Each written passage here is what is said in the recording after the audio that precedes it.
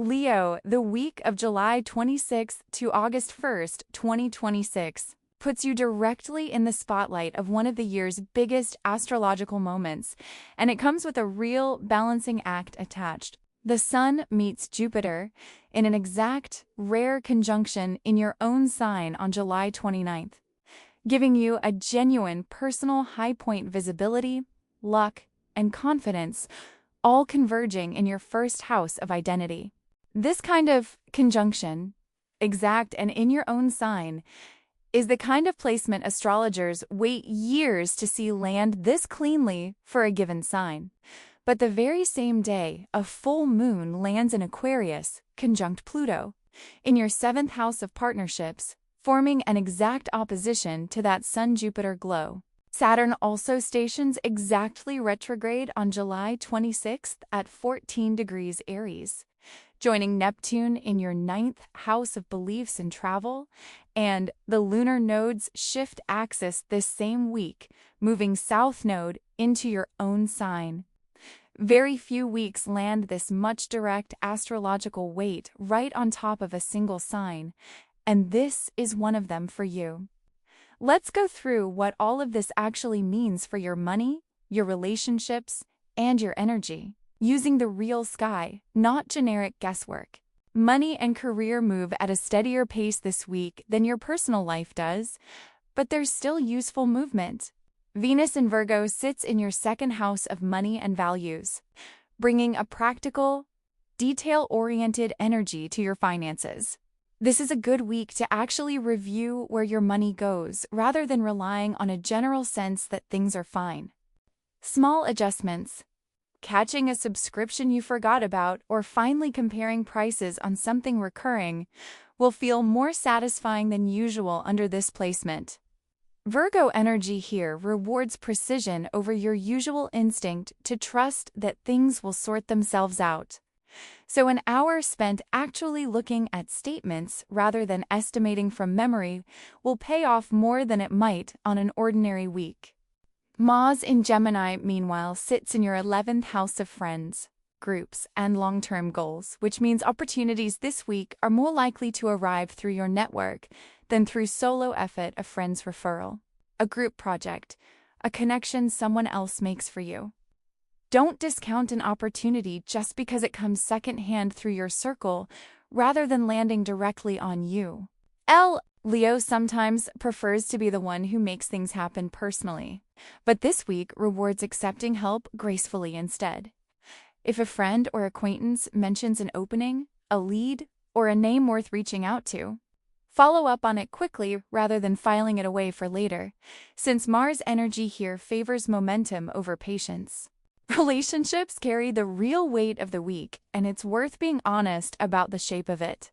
The full moon on July 29th lands in Aquarius, your 7th house of partnerships, conjunct Pluto, in exact opposition to the Sun-Jupiter conjunction glowing in your own sign. This is about as direct a self versus other culmination as the sky offers, and it's landing on you at nearly full strength. You're likely to feel unusually confident, visible, and sure of yourself this week, and that's genuinely earned. But the full moon is asking whether a partner or a close collaborator is getting matched attention, or whether all the light is currently pointed at you alone. Pluto's presence adds real intensity to whatever comes up in a partnership this week. A conversation about commitment, fairness, or how much space one person is taking up in the relationship may come to a head, and it's unlikely to resolve as a small, passing comment. If you're partnered, make a genuine point this week of asking what your partner needs, rather than assuming your good mood covers for both of you. The specific risk this week is generosity that flows outward from your own glow, but doesn't leave much room to actually receive what someone else is offering back. Try asking a direct question, something as simple as, "What would actually help you this week?" And then genuinely listening to the answer, rather than already knowing what you'd offer instead. If you're single, notice whether you're genuinely open to real partnership right now, or whether the personal glow of this week is making solo confidence feel like enough on its own. which can be a comfortable but ultimately limiting place to stay. Aquarius energy at this full moon also favors unconventional connections. Someone outside your usual type may catch your attention this week. And it's worth taking that seriously rather than dismissing it as out of character. There's a broader pattern worth watching too. Leo relationships sometimes run on one person setting the emotional temperature for both people. This week, Sky is specifically testing whether that pattern still serves you, or whether it's quietly become a habit that leaves the other person managing themselves around your mood rather than being met as an equal. Energy and health this week draw you toward bigger questions than usual. Saturn stations exactly retrograde on July 26, joining Neptune, already retrograde, in your 9th house of beliefs, higher learning, and travel. This is a week for honestly examining a belief or a plan you've been holding on to, possibly around travel or further study, rather than continuing to operate on autopilot faith that it will simply work out. A station presses harder than a passing transit. And with 2 planets sitting together in this house, expect the question to feel more insistent than a typical passing doubt, something you've been telling yourself will resolve on its own, may need actual attention this week instead. Mercury, meanwhile, sits in Cancer, your 12th house of rest and the subconscious, quietly asking for some genuine downtime underneath all the outward shine. Even a personally lucky week like this one needs real rest, not just celebration. Leo can sometimes treat a good week as permission to keep performing at full brightness non-stop. This placement is a gentle reminder that the glow needs a quiet place to recharge too.